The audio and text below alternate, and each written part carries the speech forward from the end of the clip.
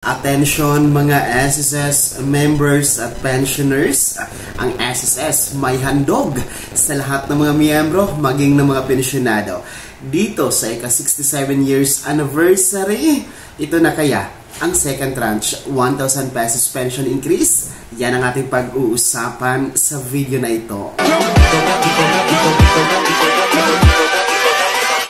Hold up.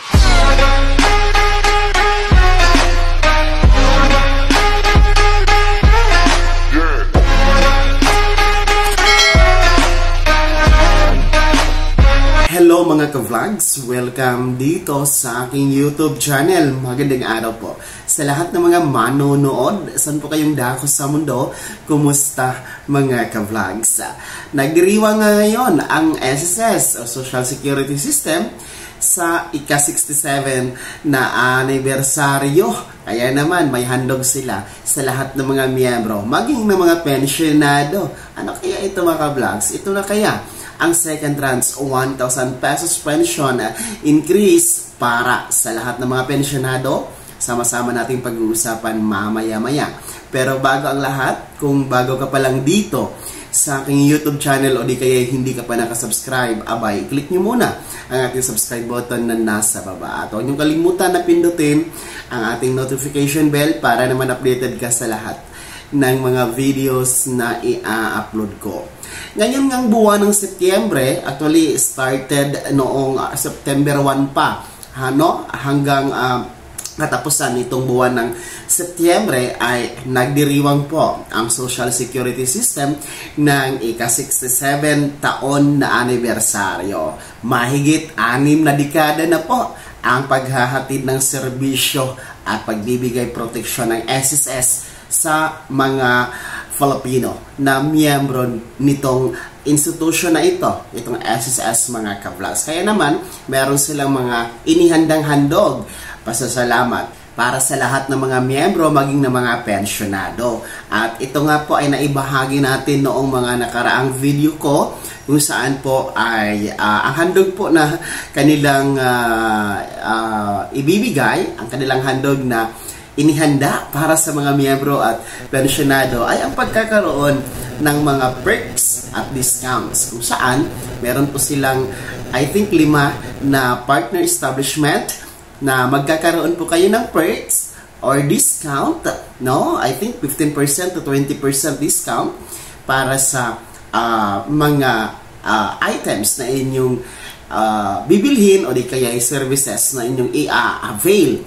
So yun po yung inihandog nila, no, para dito sa kanilang mga miyembro at mga pensyonado dito sa pagdiriwang ng ika-67 years anniversary, no? Para i-avail ninyo yon ay kailangan po ng SSS UMID or SSS ID o di kaya screenshot ang inyong my.sss account. Well, marami kasi ang umaalma doon sa discount at perks na yon na inihanda nga ng SSS para ngayong 67 years anniversary, dahil ika nga ng mga SSS members maging ng mga pensyonado na nagko-komento, no, sa ating video nakaraan ay hindi naman po lahat ng mga miyembro at pensyonado ang makaka-avail doon. Kasi aanhin mo naman yung perks, aanhin mo naman yung discounts kung wala namang pambili, wala namang pera ang miyembro at pensyonado para i-avail yun. And I think yung mga establishment ng partner naman na diniklara ng SSS ay mostly yun nasa Luzon, I think, no? So talagang hindi siya applicable sa lahat ng miyembro at pensyonado. Number 1 kasi problem doon mga ka-vlogs, walang pera, no? Walang perang pang-avail, walang perang pambili. At kung meron mong pera na pang-avail at pambili, ay hindi naman siya hindi naman siya kahit paano umabot ng 75% discount. Magkano lang yung 15% discount, no? Sana man lang, no, dito sa anniversary ng SSS ay kahit papaano ay nagbigay sila ng second tranche 1,000 pesos pension increase para man lang doon sa mga kakarampot, maliliit, mababa ang tinatanggap na pensyon, no? Kasi gaya nga ng sinabi ko noon pa sa mga videos ko, no, kung kino-compute ni SSS na roughly aabot sa 42 to 45 billion yung gagastusin ni SSS, no, sa pagbibigay ng 1,000 piso na increase na pensyon para sa mahigit na I think 3.5 million na mga pensyonado, hindi daw kakayanin. Kaya naman, no, ang option naman doon hindi ibigay sa lahat, no? Ika-categorize, no? Ika-categorize ni SSS dapat yung listahan ng mababang pensyon at matataas na pensyon.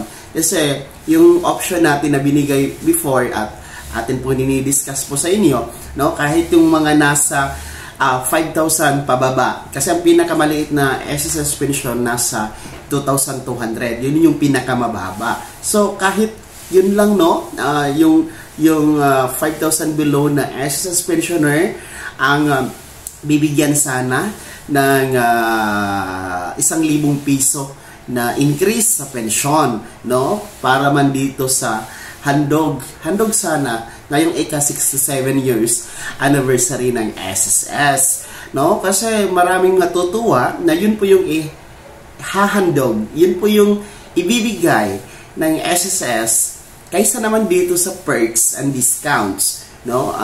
Hindi ko naman sinasabi na mali or hindi maganda yung perks and discount, pero ang ano lang kasi mga ka-vlogs, no, ewan ko kung sang-ayon kayo, sa akin lang naman, hindi siya applicable sa lahat, kasi nga kailangan mo din ng pera to avail doon sa mga establishmento, no, and then 15% discount lang naman, no, gagastos ka talaga. So sana yun nga ang sinasabi natin, sana ngayong anniversary ng SSS ay mapag-isipan man lang nila na bigyan kahit yung kalahati lang, no, yung mga mababang